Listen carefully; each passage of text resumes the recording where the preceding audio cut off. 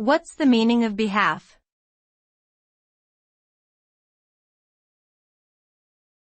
Behalf.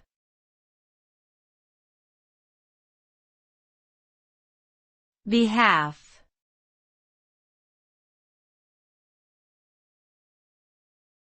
Behalf.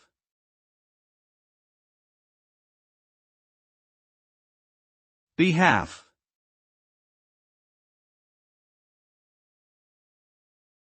Behalf is a preposition that denotes the act of representing or speaking for someone else.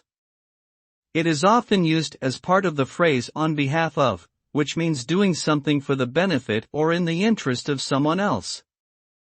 For example, a lawyer may speak on behalf of a client in court, or a parent may write a letter to a school principal on behalf of their child.